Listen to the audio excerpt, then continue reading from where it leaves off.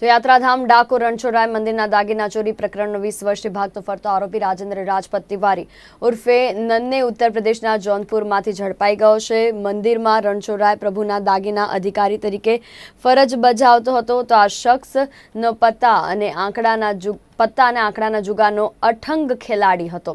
ગુનાહિત માનસિકતા ધરાવતો રાજેન્દ્ર તિવારી ઉર્ફે નન્ને પોતાની ફરજ ચૂક્યો અને ભક્તોએ શ્રદ્ધાને આસ્થાથી પ્રભુને અર્પણ કરેલા દાગીના જુગારની લતમાં નગરમાં ધીરધારના ધંધાર્થીઓને ત્યાં ગીરવે મૂકી મેળવેલી રકમ પણ જુગારમાં હારી ગયો। લેણદારોની ઉઘરાણી અને જુગારમાં સતત હારથી ત્રસ્ત આ શખ્સ 4 ડિસેમ્બર 2001ના રોજ ડાકોર છોડી ભાગી ગયો।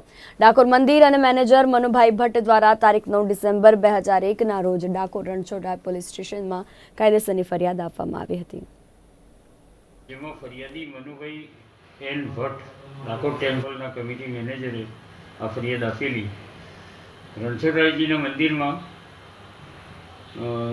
રાજેન્દ્ર રાજપૂત તિવારી નામનો ઈસમ તિજોરી અધિકારી તરીકે એટલે કે ઘરેણાં સાચવવાની એ બધી જવાબદારી એની હતી અને એ નોકરી કરતો હતો। એના ફાધર એના પહેલાં નોકરી કરતા હતા ટેમ્પલની અંદર અને ત્યારબાદ એના આ સમય દરમિયાન એણે લગભગ ₹4,74,738ની કિંમતના સોના ચાંદીના ઝવેરાત લઈ અને ગુનાહિત વિશ્વાસઘાત કરેલો એ બાબતની ફરિયાદ નોંધાયા બાદ એમાં 11 આરોપીઓના નામ હતા।